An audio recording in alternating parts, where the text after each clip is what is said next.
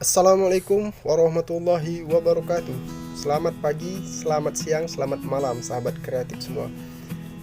Pada video kali ini kita akan sedikit belajar atau sharing cara pembuatan minyak kelapa atau minyak VCO, Virgin Coconut Oil. Di sini kita mengolah dengan cara tradisional atau dengan metode pemanasan. Sebelum tahap selanjutnya, kita siapkan beberapa buah kelapa yang ingin kita olah menjadi minyak. Kupas kelapa terlebih dahulu agar mudah dalam pengambilan atau memperoleh inti kelapanya. Bagi yang tidak ingin repot-repot mengupas kelapa ini, di pasaran sudah banyak menjual kelapa yang sudah diparut atau kelapa yang sudah dihaluskan agar lebih mudah dalam memperoleh santannya.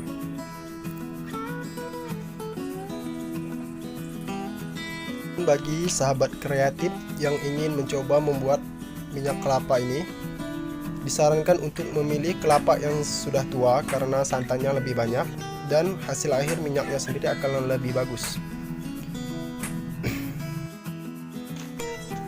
Baik, tahap selanjutnya yaitu kita mencuci kelapa yang sudah kita peroleh intinya tadi. Tujuan dari pencucian ini yang pertama untuk membersihkan kelapa atau intinya dari sisa-sisa pengupasan tadi agar lebih bagus produk hasil akhirnya. Karena kelapa yang kotor juga akan mempengaruhi produk hasil dari minyak itu sendiri. Cuci dengan menggunakan air bersih. Cukup satu kali saja sambil diusap-usap atau sambil dibersihkan menggunakan tangan. Kemudian tiriskan agar air bekas pencucian tidak mengikut. Sebelum proses selanjutnya, perhatikan benar-benar apakah kelapa itu sudah bersih atau belum.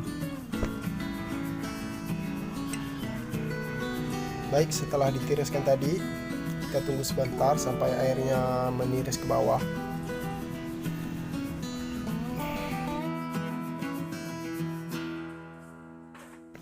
Setelah ditiriskan tadi, kemudian kelapa yang kita peroleh kita parut atau kita haluskan dengan menggunakan mesin parut agar lebih mudah dalam kita memperoleh santan kelapanya. Ya, ini kelapa yang sudah bersih tadi.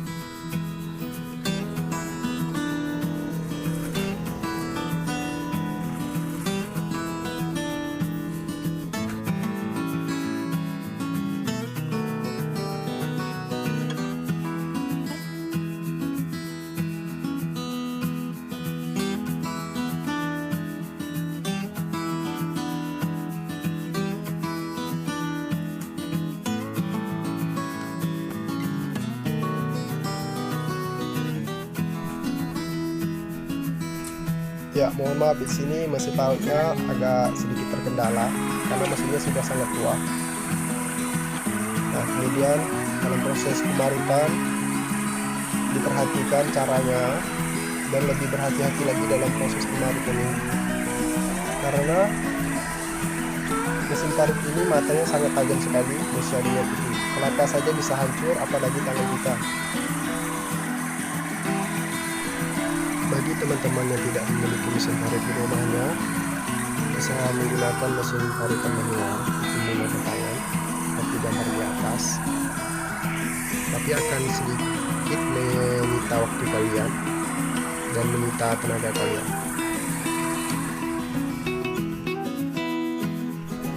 Oke, baik, tahap selanjutnya yaitu kelapa yang sudah diparut kemudian kita peras untuk menghasilkan santannya.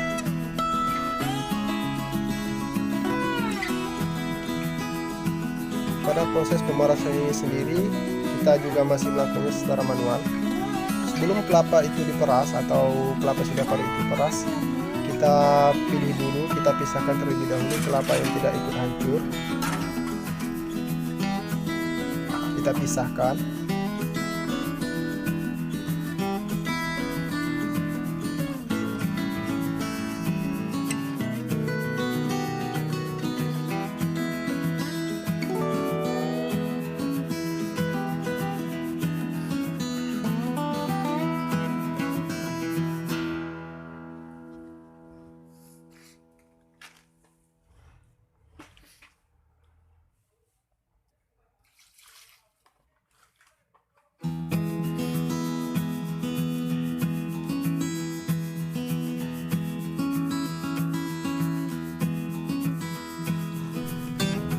Kita tambah air sedikit demi sedikit. Penambahan air di sini agar mempermudah dalam pemerasan secara manual. Perbandingan mungkin sekitar 1:1.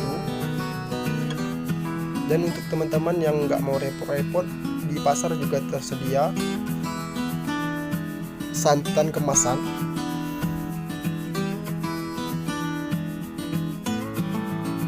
Mungkin harganya akan sedikit lebih mahal. Baik, lakukan pemerasan dengan menggunakan kain atau serbet agar hasil lebih maksimal.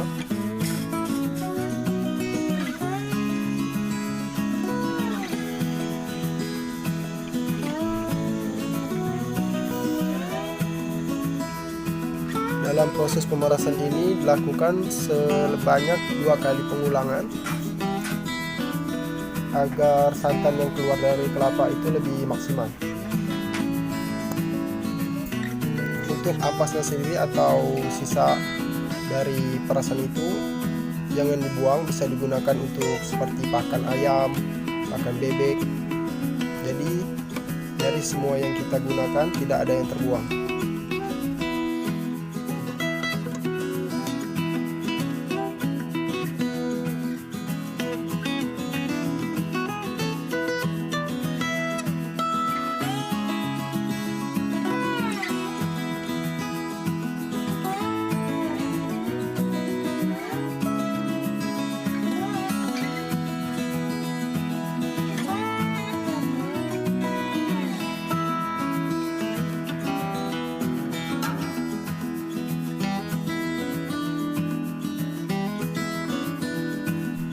Tahap selanjutnya setelah kita mendapatkan santan, kemudian kita masak dengan cara tradisional dengan menggunakan kayu bakar. Tujuan dari menggunakan kayu bakar sendiri atau menggunakan cara tradisional itu lebih menghemat biaya. Ya, ini serabut bekas pengupasan tadi. Kemudian kita tunggu sambil diaduk sedikit demi sedikit atau berapa menit sekali agar tidak merusak santannya. Kita tunggu selama berapa jam proses pemasakan ini sampai minyak yang dihasilkan sangat baik.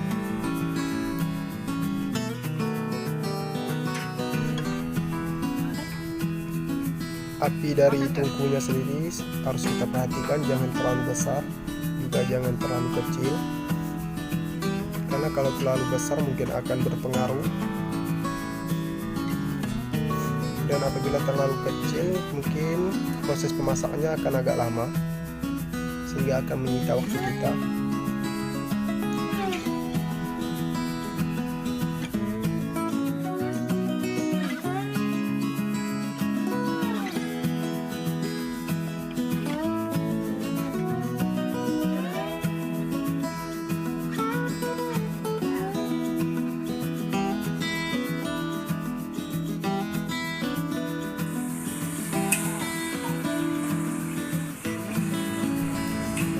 Sambil terus diaduk agar bawahnya tidak gosong, blondonya tidak gosong teman-teman, karena blondonya sendiri tidak akan kita buang, akan kita manfaatkan untuk dimakan, untuk dikonsumsi.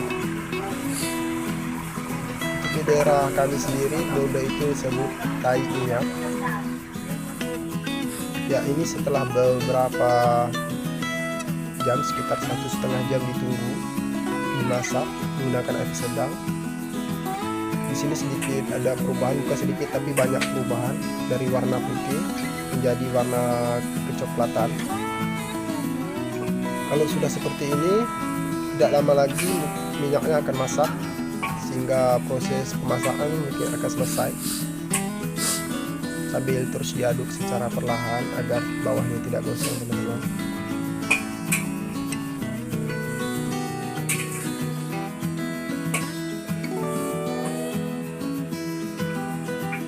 Kita lihat blondo sudah menguning atau mencoklat, itu tandanya minyak telah masak. Setelah matang kemudian pisahkan antara minyak dengan blondo atau taik minyak dengan menggunakan saringan. agar lebih mempermudah waktu kita mengemas minyak itu sendiri. Dan untuk belondonya, pada video selanjutnya mungkin akan kita olah menjadi bahan makanan teman-teman. Ya, ini belondonya.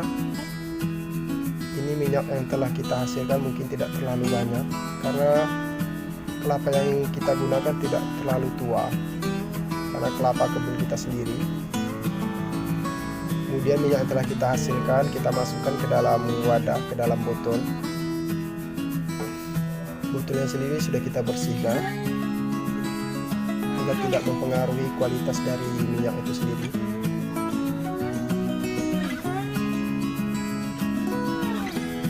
Untuk aromanya ini sangat harum sekali, sangat baik untuk kita menumis rempah, menumis makanan, menggoreng ikan. Itu sangat dianjurkan, sangat baik karena minyak ini kualitasnya atau nilai gizinya sangat baik.